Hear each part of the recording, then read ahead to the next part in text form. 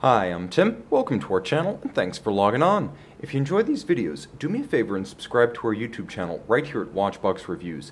I would really appreciate it, and I promise to update daily. If you like this watch, you can see it and purchase it on our website, thewatchbox.com.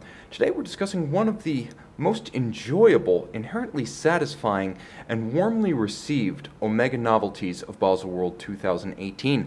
This is the Speedmaster CK2998 limited edition, a follow-up to the 2016 component in blue. This watch right here is a little bit more of a driver's watch than the 2016 watch, and possibly also more likely to stand the test of time as a handsome combination of steel case, black bezel, and Panda style dial.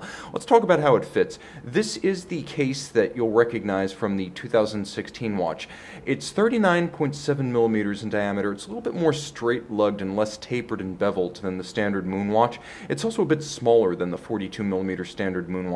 The timepiece is relatively thick, all things considered. It is a manual wind watch, but because of the dramatically domed sapphire, yes, sapphire on this watch, it's 14.3 millimeters thick. Lug-to-lug, it is very nicely constrained. At 47 millimeters, this is an acceptable watch for a wrist as small as 13.5 centimeters circumference. The lug spacing is a little narrower than the standard Moonwatch at 19. You will find that even the strap is more geared toward, well, gearheads than the aviation-themed 2016 watch. This one features perforated leather with a contrasting stitch, and on the underside you'll note contrasting stitch in red. Handsome, nicely shaped to evoke driving gloves as well as the upholstery of vintage automobiles. It's a driver's watch with driver's watch style accessories. Simple polished pin buckle, but notice how it's slotted on the underside so the strap itself can sink between the two raised prongs and create a very flat look on the wrist. That's thoughtful attention to detail that I happen to appreciate on something that's often an overlooked default component. Let's get a little bit closer now. Get the watch back in focus and talk about the case. Minimally beveled compared to a standard Moonwatch. You can see this watch is a throwback to 1959 when the lugs were even straighter than they appear here, but this is a nice halfway between the beveled modern Moonwatch and the original 1959 CK2998. Sheer on the side, all polished on the bevels, satin on the flanks, and you can see that the cantilevered outcropping of the bezel is all of high polish. The bezel features a combination of a pulsation scale and inlaid white lacquer, so you can see it has a distinctly different look than the tachymeter of the 2016 watch, which was blue ceramic.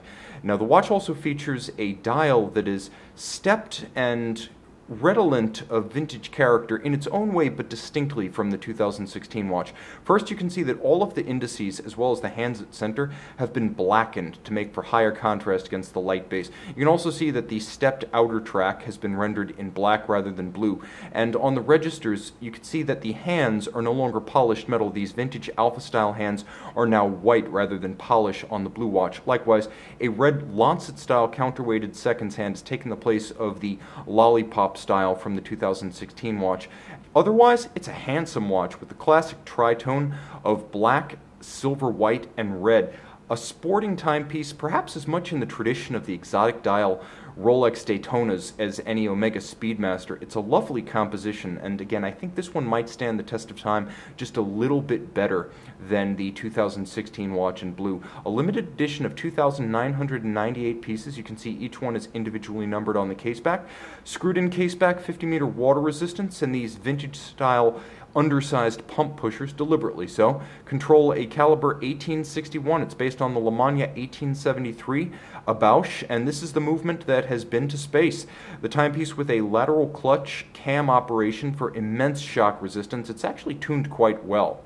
If you didn't tell me this was a cam-operated chronograph, I would not have known it wasn't a column wheel. That's how good Omega and Lemania's manufacturing tolerances have become these days. The watch does have dial loom. There will be a loom shot. 18 joule movement, manual wind, 48-hour power reserve. It features a 21,600 vibration per hour beat rate, and it is a very, very tough caliber. These were actually rated to 5,000 Gs of instantaneous shock versus 3,000 Gs for the X33. So yes, these were tougher than the Quartz Speedmaster. You can see this limited edition CK2998, the 2008 model, or 2018 model I should say, on the watch box. And we're back with the Speedmaster CK2998. As you can see, the watch features a hour-dominant luminescent scheme, so it's easy to read the hour. The minute hand is rather subdued. Double index at 12 o'clock. The watch doesn't feature the luminescent inlays of the 2998 from 2016. Rather, this black ceramic enamel lacquer inlaid pulsation scale isn't legible at night, so the two watches do look different by the dark of night. See it by the light of day on the watch box.